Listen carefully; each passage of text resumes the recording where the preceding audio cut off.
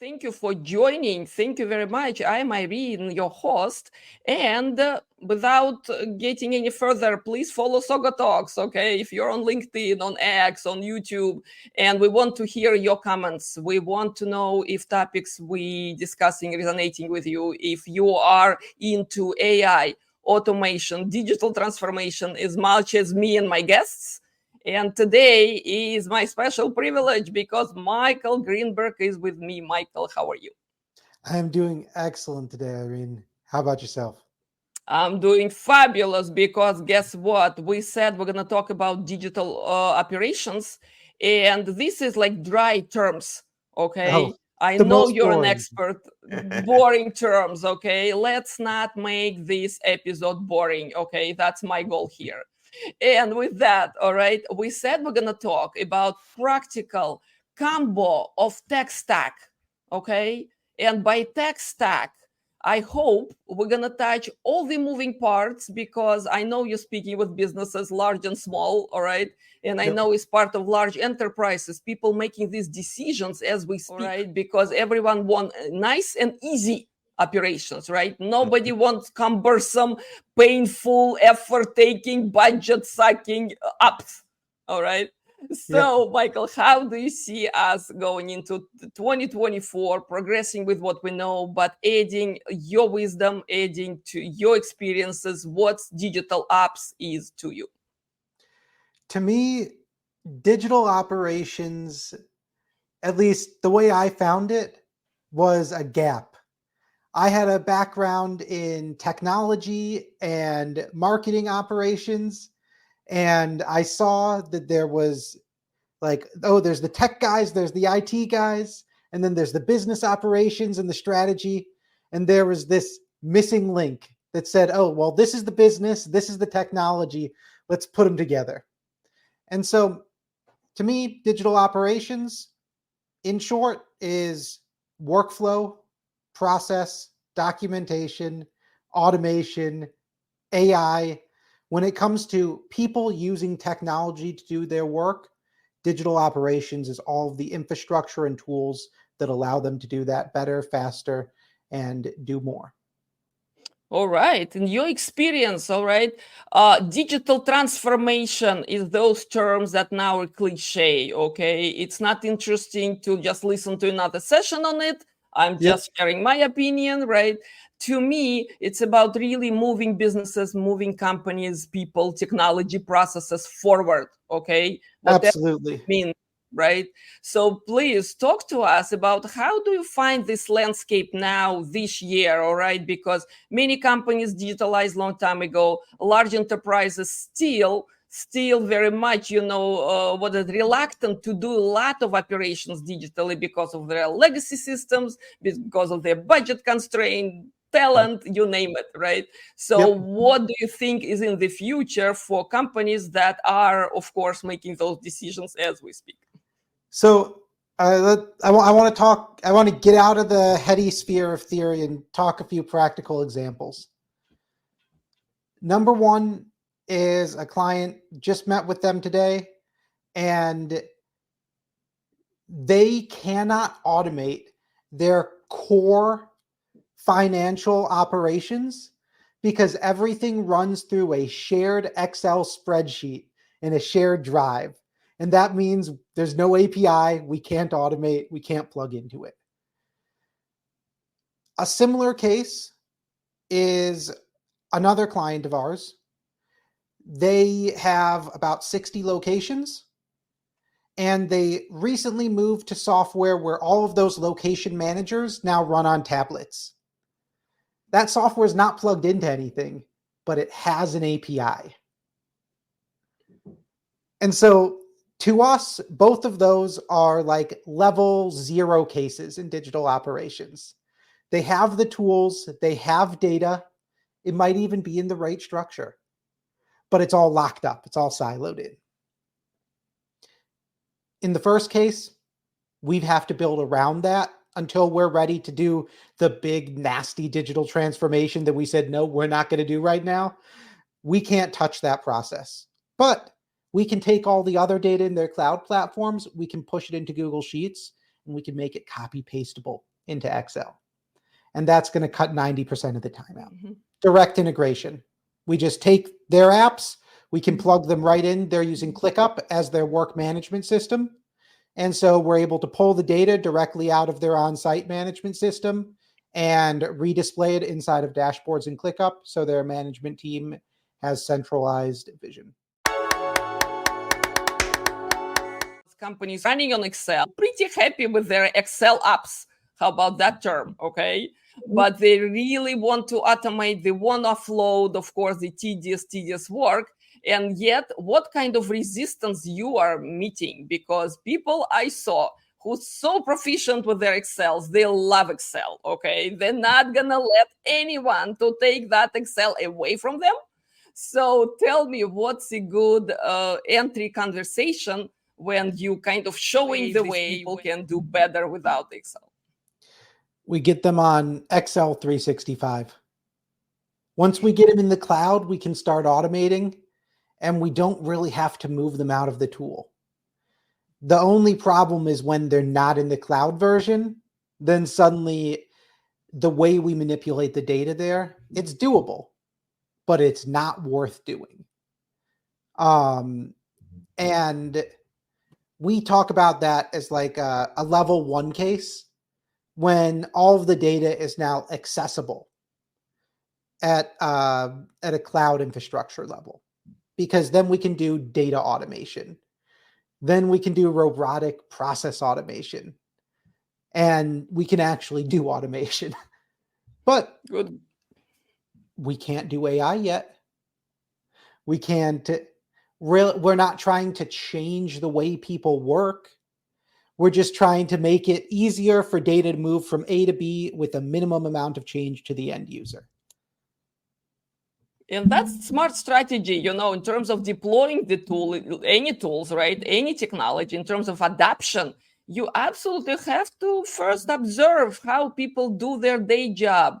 In other case, I'm sure you've seen it, I've seen it, when you disrupt people's life in a bad way, okay, it's not innovation, it's disruption, it's trouble, okay? What you want to deliver, I suppose, but what you want to do, you want to improve productivity, you want people to switch to, I guess, more rewarding tasks, right? Exactly. But you need them to be following their business processes that are established, matured, and they are the experts. So what are the hidden barriers there? Mm-hmm. Experts, no matter how great somebody is at their job, they may be terrible at communicating how they do it.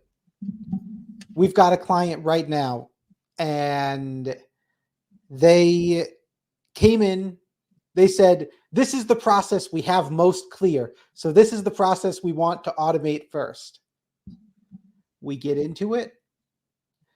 Not quite as clear as they had initially thought. And then, this piece of software that we're automating around, well, we're actually going to replace that in 6 months. So we don't want to do too much that might be specific to that. Let's make sure that we build it with that in mind. And then it's, this thing that we do in this tool right now, we kind of want to move to this tool. Can you help us with that? Can your process do that? Yeah, of course. And then, but no, we don't like that after we see it. So we want to move it back to this tool. And so what ends up happening is, because they don't have just a rock solid vision of, okay, I want somebody to be able to click boom, boom, boom, boom, boom, and be done.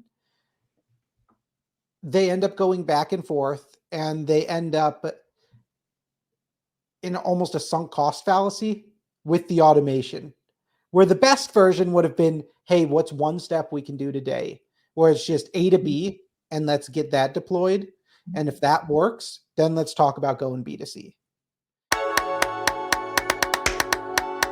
What's your kind of mindset switching aha moment that hopefully, right, will help people, will help vendors in really, move innovation forward? Narrow it down. It's just that simple. You can only go A to B.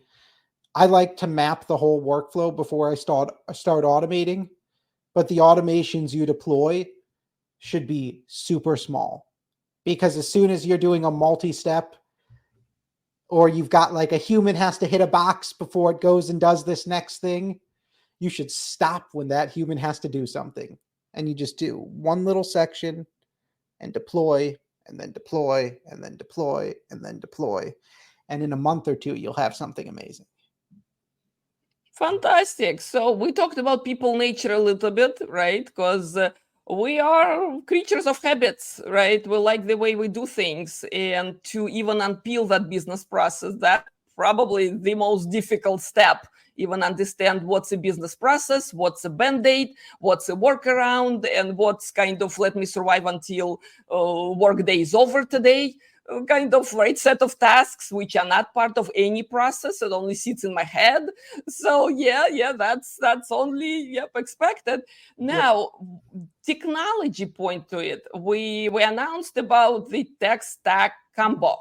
All right. So what's the minimal you would say, right? In these scenarios, what do you advise to your clients that what kind of at least technologies they have to have in mind before even embarking on a journey like this?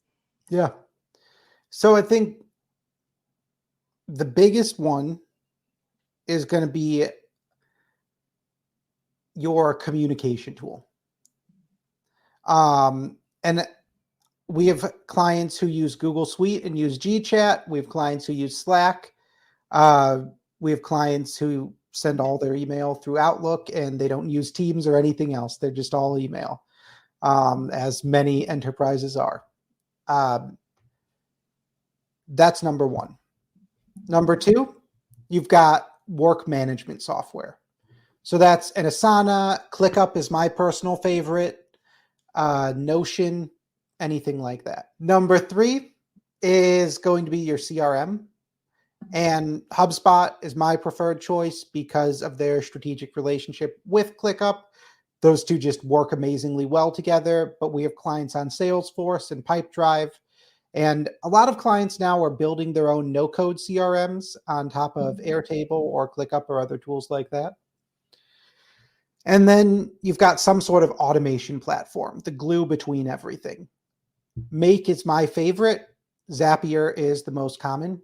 And you've got others like N8N and Pipedream and a million others that are just as useful.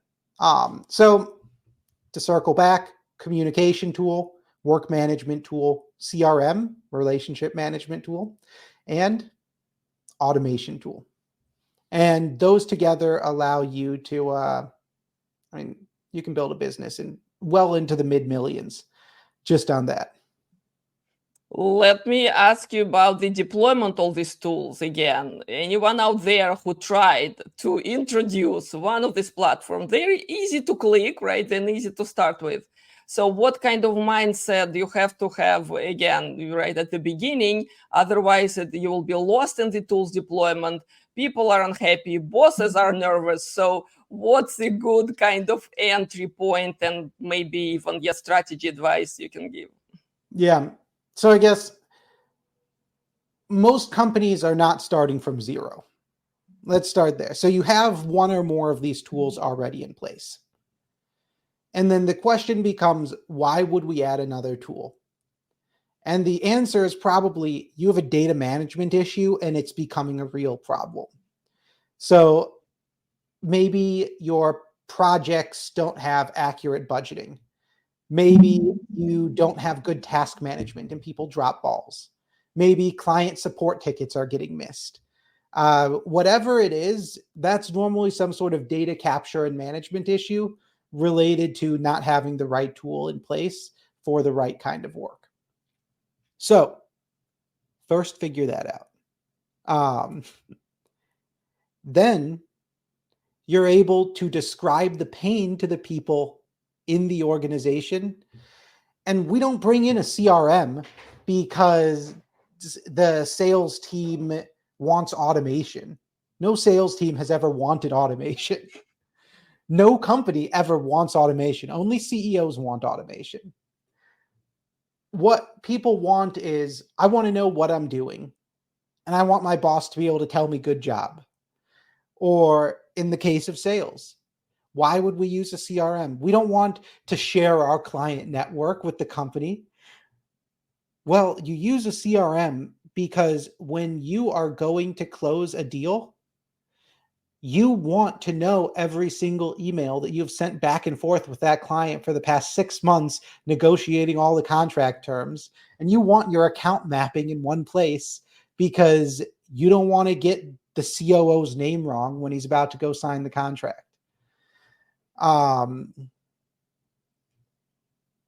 You use a CRM because your boss is going to sit down and have a meeting with you and say, hey, you didn't close anything this quarter. And you need to be able to say, well, I've got 2 million in pipeline that's just cooking. And you'll see in the notes right there, we just had to knock it back another 30 days. So it's going to close just next month.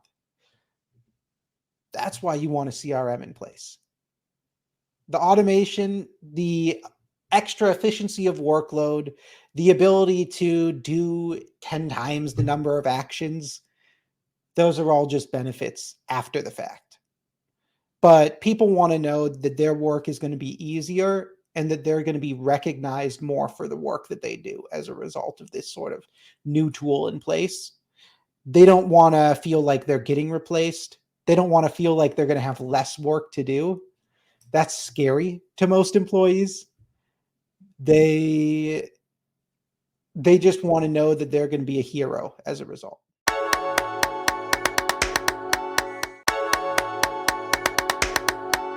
Follow Michael on LinkedIn, on Twitter, right? And yeah, that's where these insights, this wisdom and experience coming from. So Michael, you mentioned that working with people, okay, not against people. Okay, Yep. You hired your team not because you want to replace them. You hired because they're talented, unique, absolutely capable individual. So every boss who is introducing new tool, and we're not going to use like big transformation words because initiatives, projects, that's later, okay? But for now, what you're describing, and thank you for like stepping into the shoes, people who will be affected by the change, right? You're describing of the benefit of those who will have first-hand experience, and they got to be excited. They got to have their, buy-in first. Otherwise, you know how that goes, when the employees just really sabotaging, loud or silent, okay, sabotaging the tool. You've seen situations like this. So how to avoid these pitfalls when you maybe not starting, with the right foot with people? So first off, you got to understand you can't win them all. So let's start there. Sometimes you enter in and something happens that's out of your control, and the person who was leading your project before just wants to crash it because they don't want anything to do with it anymore. That happens, and you can't do anything about it. I'm going to be honest there. But a lot of times it's just because people are scared. Either they're scared that this is going to replace them or take their job, or they are scared that it's going to take up all their time, or they're scared that it's going to reveal something that you don't even know about. Like, oh, we're still using this old piece of software that we were supposed to have gotten off of 6 years ago. Or one of my favorites, we're still using carbon copies, physical multi-sheet in order to label things. People are often embarrassed when they're using technology that's 20 or 30 years out of date. And so you've got to kind of find out why they have that hesitation. Once you know, you can paint the picture that makes that not an issue. So it's not, oh, you're going to be replaced and now you're just going to sit back and let the robot do your work. It's, oh, and now instead of copy pasting all day, every day, you're going to be reviewing and approving the documents that your robot workers bring to you. And that shift is so important because it makes them an active participant in the work still. Even if in reality, you know that after another 2 years, those robot workers are going to be fully trained and you're not going to need the person in the role. You don't tell them that.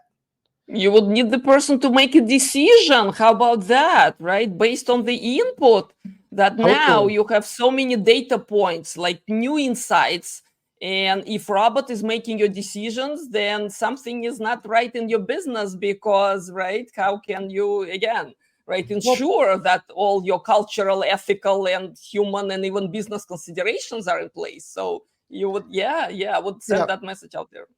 I think the way I look at it is like there's a lot of things where there's a little bit of fuzzy logic. Like, oh, look at this photo. Does this thing look attached properly? That's a job that somebody has in a lot of companies. And that is often a job that an AI can replace 80% of cases on, where it's either very obviously not attached or attached. And the same goes for customer support requests, as an example. Most companies, for their tier 1 support, that can be largely automated. I cannot believe we're saying the AI word, elephant in the room, or 22nd minute into automated. this session. I said automated. This is great. AI is fine. This is great. I mean, I'm glad that the conversation about tech stack doesn't start with AI and doesn't finish with AI. Okay. We talked about culture. We talked about people.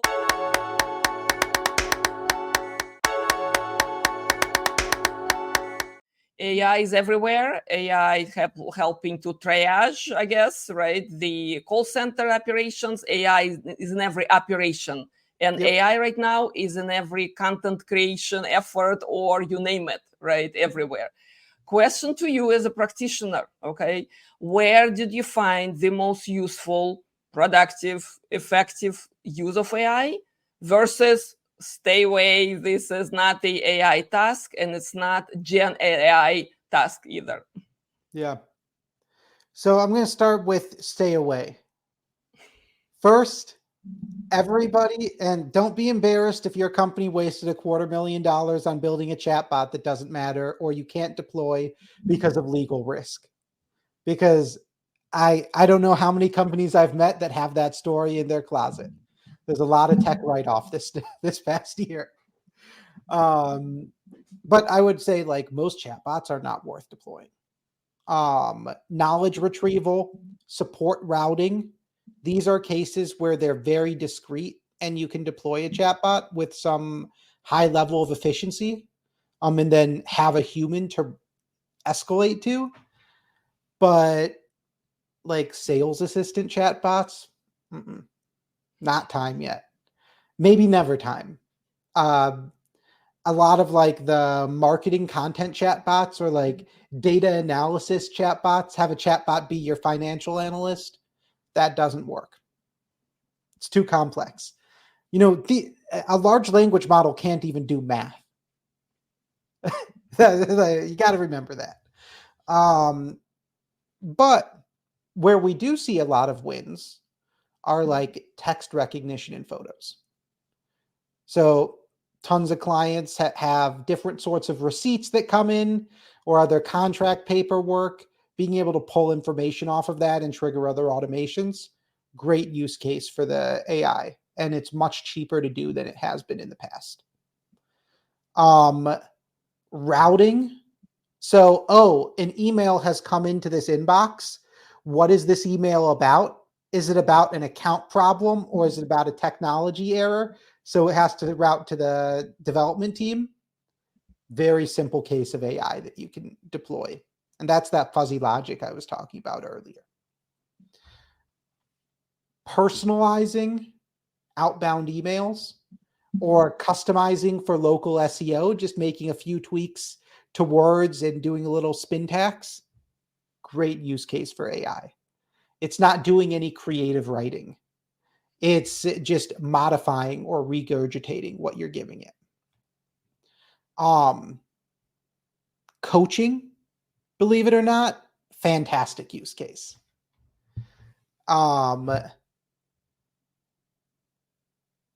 Internal knowledge base retrieval, great use case.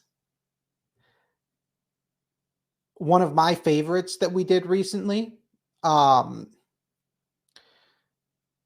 like project packet handoffs. So the AI would take all of the details from the customer CRM associated with a deal when it got marked as closed won, And then it would automatically generate a handoff packet for the onboarding team based on all the transcripts in the past discussions. So summarization, excellent, because it can then link back to all the original documents and you have full access in Vision. Fantastic, fantastic. We touched a little bit on marketing, right? But looks like marketing automation is a low-hanging fruit. Every company, big and small, now using bunch of tools out there. What's your favorite? I mean, what's you think, gets the most result for the value, for the price? ChatGPT, Teams, or Claude 3 Pro. I found most of like the actual AI like content tools are not worth it. It is much better to build your own prompts, build like a multi-step sort of system using a tool like Make, and then you can walk it through like a 10-step thought process to create your content.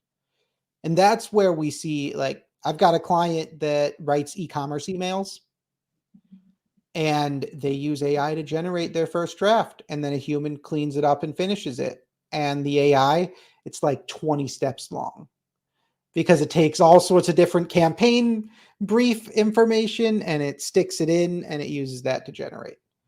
And so it's not like, hey, write me a good marketing email.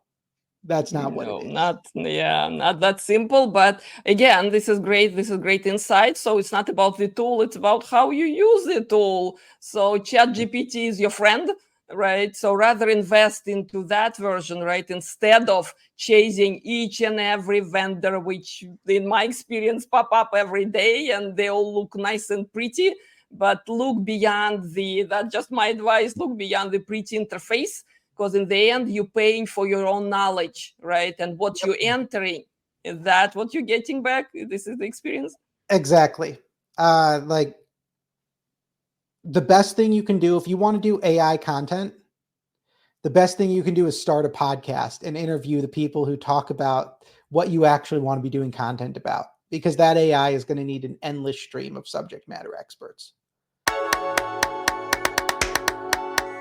Guess what? This is what I've done with SaugaTalks, and I immensely enjoy speaking with smart, capable people like yourself who are generous, to show the expertise, to provide the advice. And again, I encourage everyone follow Michael Greenberg, because we are only as strong as the people we know.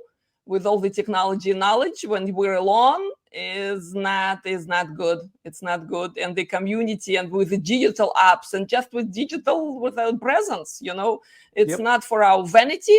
It's rather to find like-minded people, to achieve goals with like-minded people. Michael, thank you so very much. Time is flying. At the end of this episode, could you maybe share a few takeaways? Okay, because we did talk about people and tech and stack and some of the tricks and tweaks. Okay, that's coming from your experience. So few takeaways, please, in the conclusion. I think number one is data. Choose one place to put all your information related to anything, and then keep putting it there.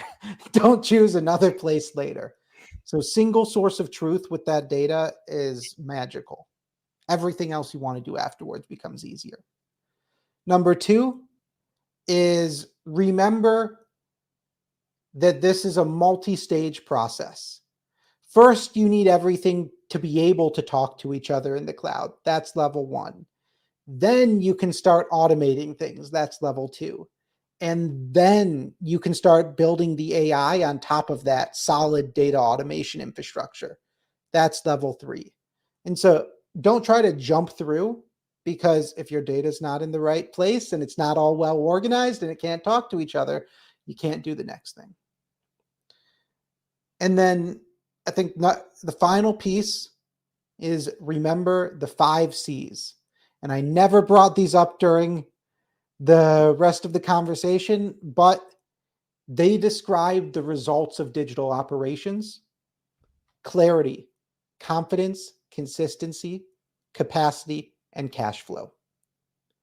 And so when you look to implement a new CRM or new work management software or an automation tool or an AI tool, if it's not increasing your confidence in the ability to get the work done effectively and the ability for your team to grow, if it's not increasing the consistency and the quality of the work, if it's not giving you more clarity in your day-to-day data, then it's certainly not going to be adding to your team's capacity. And if it's not adding to your team's capacity, then it's not going to increase the company's cash flow. And that's what all of this is really about. Thank you. Thank you, Michael, so very much for your time. Thanks. Thank you.